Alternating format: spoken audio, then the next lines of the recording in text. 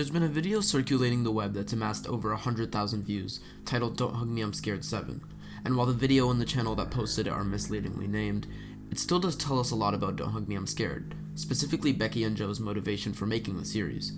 Just to be clear, the video that has recently gained a lot of popularity is not actually the 7th installment of the series we know and love, but it is an advertisement for St. John's Ambulance made by the filmmaking duo right before they made Don't Hug Me I'm Scared. In fact, you could find it on their website, hence the quotation marks in the title of this video. The confusion is understandable. The video opens with a familiar sounding tune, and it's filled with puppets and props that look straight out of an episode of Don't Hug Me I'm Scared, just without the dark twist and moments of awkward silence that we're accustomed to.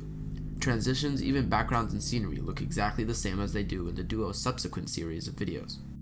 And that similarity got me thinking, what's the connection between Don't Hug Me I'm Scared and the projects that came before it? And are there any signs of inspiration or even further explanation? In grappling with this question, I looked more at Becky and Joe's old projects, including this window display for the department store Selfridges and this animation accompanying a song made for Lincoln Motor Company. So I think it's safe to say that for much of their career before Don't Hug Me I'm Scared, they've been making a living by making videos for companies, and I feel that Don't Hug Me I'm Scared is a criticism of that. Becky and Joe are always looking for ways to make their videos unique, and they're always trying to focus on the art that goes into the video rather than what the video ends up representing or the message that it embodies. This video from 2010 recreates a scene from The Shining. It's a regular animation, except that every frame was colored in tediously with colored pencils, and that's the kind of project a company wouldn't normally pay you to produce. A method of creation that wouldn't be effective for the company or fit the budget. They got lucky and got a job through it, but I think Becky and Joe tried to express through Don't Hug Me I'm Scared that expressing yourself is difficult if you're doing it for an agenda.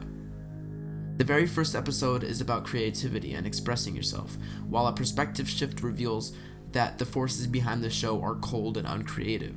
This was reflected again in the last episode when the red guy at first is, like Becky and Joe, trying to just put their work out there, but it isn't worth anyone's time until it's backed by Roy. And then, when that happens, the methodology behind the work that seems colorful and creative becomes machine-like and almost systematic. Becky and Joe want to make work that isn't systematic, that is creative not just in its output, but also in the way that it's made, because they believe that that's where the meaning is. They believe that that's important because, as Don't Hug Me I'm Scared suggests, this consumerism, the systematic machine-like creation of film and television, literally kills the characters and ideas behind them. It strips them of their essence, as we see the duck being stripped of his organs in the 5th episode of the series. The characters in the St. John's Ambulance advert are meaningless, dependent on the message of the advert for their survival, and thus very shallow.